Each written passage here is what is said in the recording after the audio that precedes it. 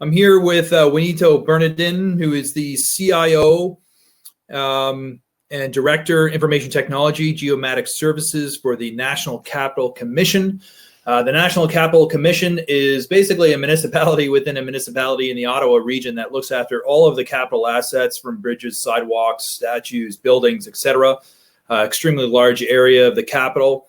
And Wanito has had an extensive experience working in the industry. He has 15 years of IT experience, IT management consulting. He's worked with startups and different software companies, and now he's CIO looking after our assets. So he's got a great story to tell today on how they're digitizing that region of Ottawa to help enhance the way that they're maintaining all of those assets for us. So I'm going to turn it over to Wanito, and we'll get started.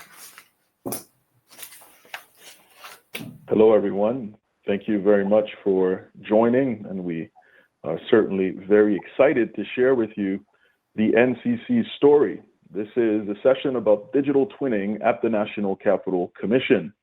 And in 30 minutes or so, we will share about our organization, who we are, and the partnerships that we have established, speaking about partnerships with our local city partners, but also with institutions such as Carleton University. We will go through the twinning process and the technologies that we use. Certainly a very exciting set of technologies that we've started to exploit and we plan to do more with. And I'll provide a visual demonstration of a scene taken from our model, and I will then describe some of the challenges and next steps that we foresee. We've started on this journey, but certainly recognize there's a lot more to do, and we're eager to get into it. Now, let's speak about the NCC for a moment. We are a Government of Canada Crown Corporation, around 420 employees. We report to the Minister of Public Services and Procurement. And just to give you a sense of the amount of assets that we look after, we own about 11% of the capital region's 5,000 square kilometers of land. And within that area, we, as Tom has mentioned, are very much like a municipality in the types of assets that we manage. Things such as buildings, but also parks and heritage and bridges, official residences, all fall within our portfolio. And of course, you know, if you've ever traveled to this area, that there are some landmark sites that have a national, and I would even say international significance. Gatineau Park, Rideau Canal Skateway, just to name a few. Now, we were recently named as one of the National Capital Region's top employers, and that's always very important to us because we recognize that a happy place to work means that we do a better job in delivering on our mandate, and when we do that, then we do a better job at managing our assets. And that's a note about the NCC as an organization, but I think it's also important for you to understand our mandate, because when you understand our mandate, it drives home some of the opportunities and also some of the challenges we face. As an organization, we are long-term planners, which means we look not only 5, 10 years down the road, but some of our plans are even 50 years down the road. We're also stewards, and as a steward, we have a responsibility, a financial responsibility, but also the responsibility of doing the very best that we can to ensure the longevity of the assets in all of the year-to-year decisions that we make. We are a creative partner, and we try to inspire trust and confidence, and also inspire excitement and pride around the assets that we manage, because we recognize that the decisions that we make, though local in physical scope, they have a national and an international impact. Organizationally, it is useful for me to explain where the IT shop, which I lead, sits, because you will find that many of the opportunities and challenges that we face as an organization and that we've been able to overcome to some extent are based on where we are in the org structure. And so the IT department is one of the divisions within the corporate services branch, and the NCC has the following branches that you can see. The two branches that probably have the most opportunity for leveraging some of our technologies include capital planning, capital stewardship, and also official residences, which manages a very important portfolio of assets. Within corporate services, you will find the IT group, which I lead, and within the IT group, there are the 6 divisions. The business applications team, which develops mobile apps and enterprise applications as well. Business services, which has an interface with all of our business clients and our business partners. This is the entry point in order to get services from IT. Our service desk resides there. Of course, IT security, which cannot be neglected, especially at times like these. There are so many threats we have to be mindful of. The management and security of information is very critical to the Government of Canada. We recognize that information also is an asset, and so it needs to be treated properly and disposed and stored properly. Infrastructure, which is our network connectivity and devices, and of course, geomatics. And it's within the geomatics team that we find our land surveyors, our GIS, and also our CAD experts who work on the model technologies that we'll be describing today. Now, where we are today, we certainly did not get here on our own. We had some very, very critical partnerships that we're very proud to speak of. One such partnership is with the City of Ottawa. As Tom has mentioned, when you look at the geographical expanse of our territory, we straddle between Ottawa and also Gatineau. And when you think about the data that we collect and that we manage, much of it interplays with data that is collected and managed by the City of Ottawa. In fact, some of those properties and assets could almost be considered shared because we both have stakes in their success. And so we share knowledge and best practices. We have close working relationships between the GIS teams and the CAD teams, and also the functional engineer teams that work on various projects. And so some of the practical ways that we've collaborated in times past include the acquisition of LiDAR data. We've had joint exercises where flights have gone out to collect information that we both were able to leverage in our projects, and ortho imagery to capture, of course, texture, grass, trees, roadways, and all of these materials that we can then use in order to enhance the visual appeal and correctness of our models. We've done this work with the City of Ottawa, and there is more to be done. That's also an area of development. We've also partnered with the City of Gatineau to do the same. And so in some instances, for instance, we will get together with these partners and sometimes other ministries and plan for data collection exercises where each of the parties will fund the exercise and then benefit from the data that is collected. But these partnerships with the cities are not the only partnerships that we've had. One of the flagship partnerships of the organization is with the Carleton University.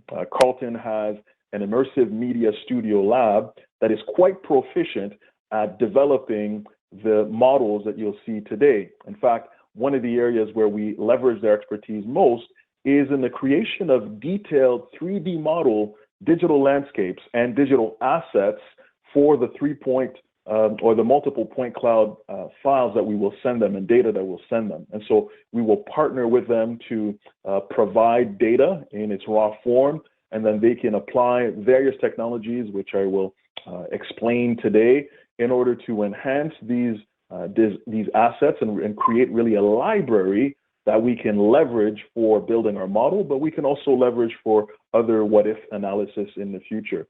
So right now, Carleton and the NCC is working on building out our model, and we're really, really pleased with the progress. And in fact, today you'll be seeing a fly-through scene of some of the monuments and assets that we've developed with their work. But certainly we would not have gotten this far had it not been for the wonderful work of the Carleton's team. There are other areas where we think there are opportunities for greater partnerships.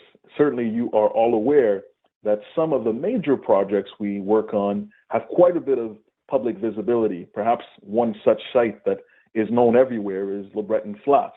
So this is a wide expanse of land that is in the downtown area and has great opportunity for development. And over the years, we've had great success with bringing people into some of the centers downtown in order to give them a visual look of what the design could look like. But we think it would be a wonderful thing to be able to enhance that visual what-if and visioning with some pictures and scenes taken from our model and even some video representations. In fact, recently, the CIMS Lab came to the NCC office and did some simulations using augmented reality just to demonstrate the art of the possible. So areas where we think there are opportunities for greater partnership include enhancing the digital asset information with metadata. We recognize that some of the assets in the same area that the NCC manages don't necessarily belong to the NCC, but it would be valuable to have some of that metadata to enhance our own models so that when we're looking at a digital asset, neighboring another asset that belongs to a partner, that we could move over and see metadata about those assets, attributes as well, that might be germane or inform the kinds of decisions we may make. Also, launching architectural design competitions. We've done this work with learning institutions already, where we provide them an area and say, look, if you had carte blanche over this area to design and build something, come up with something interesting. So it fosters relationships with these institutions, but also activates our own innovation and creativity so that in our designs, we're thinking about the latest and greatest that is possible. Of course, there's the ability to integrate other digital assets into our model, or to integrate our model, our NCR urban model, with other models of other organizations. Certainly the intent is to get to a place where eventually we can become more open. We are all very aware of open government as one of the major tenets of this government. And so we want to get to a place where we can share more data, consume more data from third-party partners, and ultimately raise the value of the model, not only for the NCC, but for all of our partners as well. All right, let's talk about the twinning process and technologies. Now, this portion is intended to really peel back the covers and show you the steps that we go through in order to go from raw information to what you're going to see in the demo video in just a few minutes. Certainly, if you have technical questions, I will answer as many as I can. And if there are some that I cannot answer, we will jot down and connect you with the right people within the team that work on this fantastic technology. First, a look at the technology stack. These are the various vendors and various modules and tools that we use to some extent. And I'll walk you through the steps from cradle to grave, and you'll see where each of these various pieces are involved. One thing I will also mention here is a part of the art and science of getting to a functioning BIM model is really being able to determine where and when you're going to use one technology versus another. I think you are all aware that many of these vendors and technologies all offer sometimes competing, sometimes complementary technologies, and you as a user or consumer have to make the determination, where does it make sense to do this particular step of the workflow here, and where do you transition it over there? We can tell you that all of the pieces of technology that you're seeing here in our environment have a useful application, even if there are some places where there might be overlap in technology features.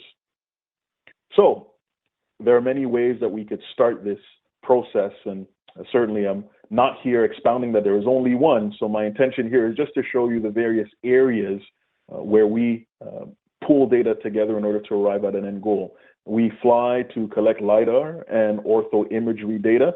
The model that you will see later on in the video is going to be a combination of layers. The LiDAR data is a layer, there's Esri base maps, there's ortho photography, and there will also be a terrain model. And as I've mentioned, we have worked with the City of Ottawa and Gatineau and other partners in order to obtain this information, particularly the LiDAR and the ortho imagery, in as cost-effective manner as possible, and sharing with all of the partners involved. Now, perhaps one of the most recent pieces of technology that was acquired and that it's really exploded our ability to do this is the Leica RTC 360 3D laser scanner. It collects and geolocates point clouds of the assets, and it does so with great efficiency, a great number of clouds, millions of points. And we are also able to work in some very harsh conditions. Now, the picture that you see there is not the exact device provided by Leica, but you can certainly learn and find out more about this great asset. We worked initially with a vendor in order to lease the device in order to prove its efficiency. And after justifying the business case internally, we went ahead and purchased the scanner so that now we can use it. And it is a fantastic piece of equipment to do scanning both indoors and outdoors. And so if we're wise with our planning, when we're not scanning outside, then we can go inside and do some scanning as well. So we begin the data collection process from a land surveying point of view, really, but with newer, more modern tools like a RTC scanner being one of them. Now, in the field, we transfer the point cloud from the field to the office. We can do that with a number of tools, but we use the Register 360 software, which is provided to us by Leica as well, and it's an accompaniment to the Leica scanner. And so here's one example of a collection of information through the scanner that now gets brought into the register tool. I wanted to show an example of some scanning being done inside. And there's, of course, a registration process, which is to clean the point cloud. We align the multiple scans, we reduce the file size, we remove any unwanted obstructions, because as much as you would love to tell everyone to stay home or remove any obstructions from the area you're scanning, that's not realistic. And so we try to subtract the area that we really are interested in. Sometimes we may even remove some things from the landscape because we want to clean it up so that when we're going to do our model and our what if scenario, we have made room for that new asset that we want to put in.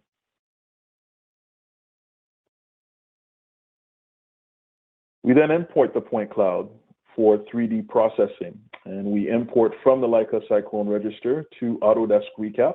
There we do some further cleaning, further refinement of the point cloud. We do pay close attention to the size of the model so that it can be workable. Currently, our model is around 50 gigabytes, and so certainly there's room for growth there as we add more to it. Part of the process of registering and cleaning is also to make the model a manageable size. This is an exciting part. This is the process of processing the point clouds into a digital asset model. Now, we recognize, of course, that you don't want to have a model that is full of just point clouds. Firstly, it's not always visually appealing. Two, it creates a model that is very large and not very workable. So what we want to get to is a collection of digital assets that are converted from the point cloud to what you may see here. And we have models where we have various levels of detail. So a level of detail 1, for example, is what you see on the extreme right, with not much definition, simply a representation of a shape, depth, and on the other side, where we have a level of detail 2, we can see now a lot more information about this particular asset and more definition around the sculpture as well. Why this is an interesting slide and piece of information is because this affects the size of the model. For any one LOD2, level of detail 2 asset, you can have quite a few LOD1 assets in the same model and occupy the same space. And so we want to be very careful when we're building out our model, depending on its use case, who is going to be looking at it and for what purpose, that we have the right mix of LOD1 and LOD2 for any given scene and any given assets. But that's one of the areas where the CIMS Lab is particularly useful and strong for us, is converting this library of point clouds into a library of assets that can then be reused for similar scenes or similar applications of the model. So here are some visuals. In this case, this is one of the monuments that the NCC is responsible for. And here what you're seeing is a point cloud of that monument that was collected with the RTC scanner. And here you're seeing some of the wonderful work that the CIMS Lab has done in partnership with our own CAD team within the Geomatics division.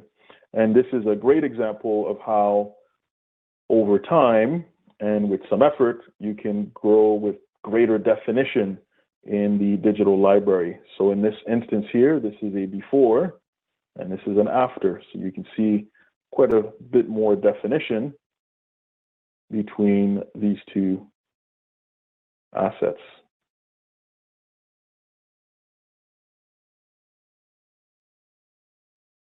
This is a visual of Confederation Park. And so at the very beginning of the explanation around how we collect the data, I showed you a point cloud capture of this very same park. And now you are seeing all of it come together in this scene. And so in this one picture, we could see how Revit was used, and the point cloud for that particular monument we just looked at is inserted on the right-hand side. And then we could see that here we've got some LOD1 level information for some of the other assets. And in a few moments, when I show you how the video brings it all together, I think you'll be understanding then how all these pieces are essential. All right. And so once we have a collection of 3D digital assets, we place them into the NCR model, NCR, which is the National Capital Region model. And it combines then the terrain, the orthophotography, the Esri-based maps, and the LiDAR data. There are cases where we will have fun and perform some what-if analysis. In this case here, having a good time and seeing what it would look like if we put a zip line from the Peen Point across the river here. And we can create video representations. And these would be the instances where we would use those videos to enhance public consultations, perhaps, and have people really get a real experience of what it might look like when we build assets in a certain way and organize them with the surrounding environment. We also see great value in enabling our own clients internally to use the model to really get a feel and understanding of the construction projects that they have on our own assets. So in this case here, we were experimenting with how it will interfere with the existing environment if we were to build an operational zone in an area that's actually quite sensitive to the region and quite sensitive to our own mandate. And so now we provide this tool to our internal clients, and they and their architect can simply take this model, move things around, and really truly understand the impacts. Now, I mentioned the NCC's mandate being very much like a municipality in some ways we are, but in other ways more like a conservation authority, and there are conservation authorities all throughout the province and the country. And so when you look at the mandate of the NCC, as much as we're interested in the assets themselves, we're also interested in preserving the experience of being in the National Capital Region. So one kind of analysis that we do is viewshed analysis. If you'd be surprised as you're driving through this wonderful area downtown in Ottawa or various points of the Greenbelt, that everything is designed and thought of, and we can use the model to ensure that when you're standing at a certain point on the Peen Point, for example, or elsewhere, and you're looking across this beautiful city and this beautiful area, that there aren't buildings and assets that are impeding the view that we intend for you to have. All of that is thought through and can be explored fully through the model. And so ultimately, the goal, which is really a work in progress, is to build a full asset information management system, a full building information management system, and it's the combination of everything into the model. And right now, we're at a place where we're doing really well and having good progress with visual representations of the assets, of course, geo-referenced and, of course, spatially accurate. And where I'd like to see us go and where we're heading is really having this integration back into our other systems that could enhance the experience for everyone, including the asset managers. And so we would like to see a place where we can look at an asset digitally, and the construction companies that are working on maintenance and capital rehab would send back to the NCC as-built that are really in a digital form that could get reintegrated into our model, and then we can tie in the GIS and tie in the asset management system, and perhaps even get to a place where people are issuing work orders against these assets, but looking at it from the model rather than a tabular system, or some mobile work order system that might tie into the BIM, where you'd be able to look at floor plans in a 3D environment and also see what was the condition the last time it was inspected, when does it need to be replaced. All of the richness of the data enhanced with the 3D and the visual representation. That's where we want to get to, and of course, there's work to get there, and we feel that everything that we've been doing thus far has been foundational to that goal. And so with that, with a few minutes left, I'd love to give you a virtual view, and one fly-through scene through parts of the model where you'll see some of the monuments we looked after, and essentially the output from the collation of all of these pieces of technology that I've discussed over the last 25 minutes. Sergey, I'll turn it over to you to press play for us.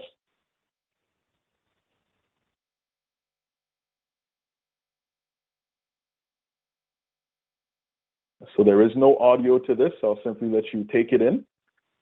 And I want to thank Carleton Immersive Media Studio for putting this video scene for us together. Quite a few technologies in play that I've described, and you'll also see the use of twin motion here to really bring these scenes alive with snowflakes and people walking through the scenes and so on. For people who are familiar with the National Capital Region, you'll certainly recognize this stretch of land and a very important landmark for us, which is the National Holocaust Monument, which was built just a few years ago.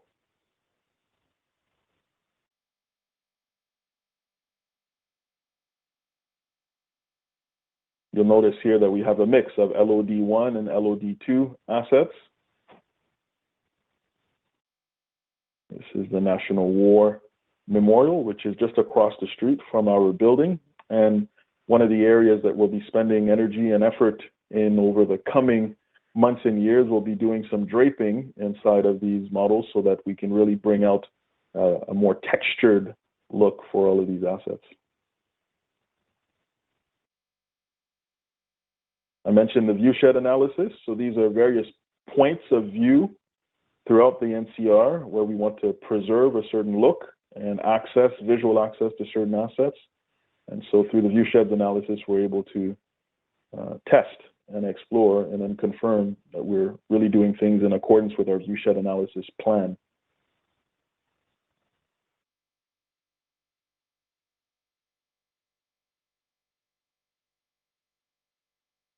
Now, of course, in this model, you are seeing a collection of assets, some owned by the NCC, some not owned by the NCC.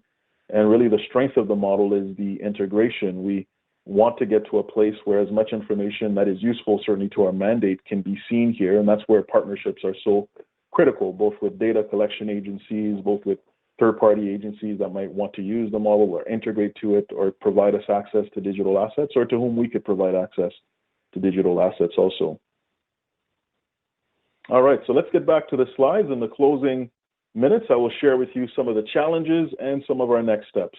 Challenges, well, I showed you the org structure at the beginning, and I did that for a reason, to show you that we really don't have an army of 50 or even 100 people doing this fine work. We have a very small team of very capable people. I think a few of them may be listening to us at this time, so I want to take a moment to acknowledge Matthew McIntyre, who is certainly the head engineer behind all of this fine technology that we're using from a CAD and a 3D modeling point of view. And I want to take a moment to acknowledge his fantastic work.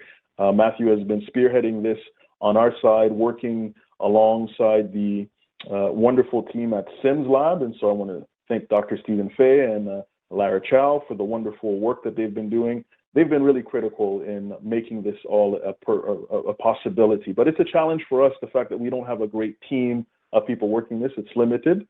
The second challenge we have is that the technologies involved, particularly AutoCAD and Autodesk, are decentralized. So Matthew does a wonderful work really organizing the licensing and acting as a subject matter expert and a conduit for a lot of the work. But every department within the NCC has their own set of folks who use the Autodesk technologies. And so for that reason, some of the procedures that we would want to put in place in order to have really full control from end to end so that everything gets integrated well from top to bottom, we don't have full control over all the resources. And sometimes it's difficult to get all of the players aligned in order to really feed into the model when they have competing priorities and sometimes crushing deadlines to deliver on. Sometimes there may also be a resistance to change. We think about public consultations and the fact that sometimes working on a particular project, the group working on that project may not have a whole lot of funding for public consultation or visual appeal. So it's easier to go to the tried and true methods of putting a few cardboard pictures together rather than really engaging with us in order to leverage the model to really enhance their experience. That's another challenge. As we've mentioned, the CIMS Lab is doing great work creating these digital asset libraries. And for now, we're little by little incorporating them into our workflow, but there's still work to do so that as the engineering teams within the NCC work on their projects, that they don't just magically create some random park benches, when in fact there is a standard bench type that we use at the NCC for different types of parks or places.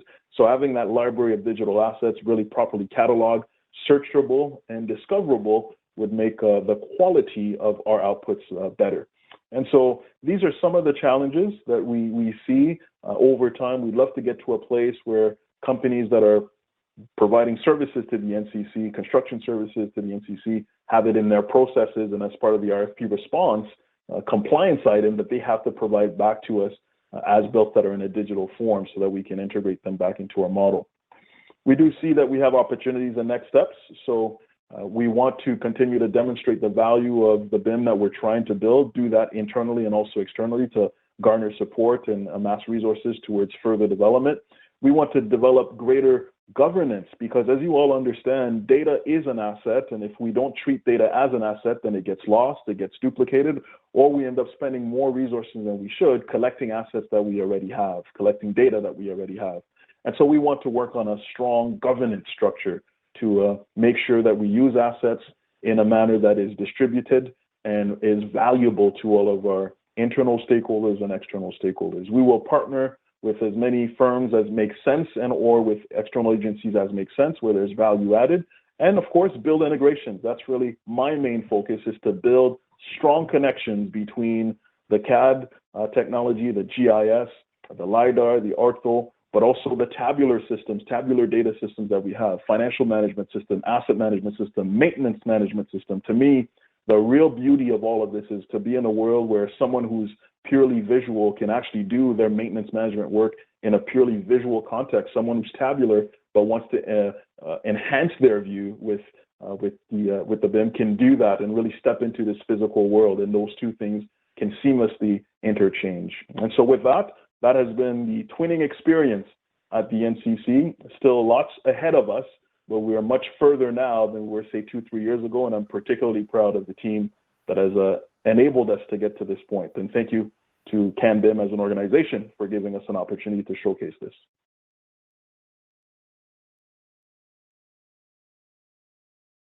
Tom, back to you. Yeah, you can turn on your camera if you'd like. If maybe we do a couple questions. We've maybe got five to 8 minutes before we have to jump into the next one. Pretty back to back here all day, but really appreciated the presentation. So one of the questions I had was, you've obviously got a really great high quality data set that is accurate. Is this information available for, say, contractors or design consultants that are doing work in the area to utilize? So there isn't a model currently that makes that open data or open source data. The approach thus far has been that if we are engaged with a firm on a particular project or on projects in general, then they certainly can ask for what's available, and there we would open up the kimono and show them what's available and see what they can use. Right. In the future, we do have plans to become more open, but when you start to think about open data, you also need to think about governance, which is so important. Right. Ensuring that what we're providing to the market is accurate and is good and doesn't need to be scrubbed every time someone is downloading it is very important to us, and we're not there yet. Yeah, and part of the challenge has got to be just hosting this information. I mean, you've probably got terabytes of scan data and terabytes of model data now that you probably need some very powerful computers just to open up and engage with. And you probably have to have a bit of a complicated file management system. Is there a way to put all this data online and host it in a cloud environment, like, you know, potentially hosted locally or up in a public cloud? There are definitely some opportunities. We know that the Government of Canada, for instance, provides an OpenGov portal where there are some data sets that can be shared there. We also know that working with our partners, for example, the City of Ottawa and City of Gatineau, there may be some opportunity there. We just started having discussions with the City of Ottawa about perhaps some data sets that we could start to expose through their portals. And then we're not against the idea of doing something perhaps on our own if that's what makes sense. I think one of the other areas we have to be mindful of course, is the sensitivity of the information. So we have to deal with protected A, protected B, protected C, secret information, and just making sure that we're not exposing any more than we ought to as a government organization. Right. Well, it's super valuable data, and I could see that it would be definitely handy for designers, and you know that view shed analysis that you were talking about. I wonder if, you know, from a permitting perspective, if that could be leveraged for approvals for analyzing views, and if that somehow that data could be shared with the permitting authorities to utilize.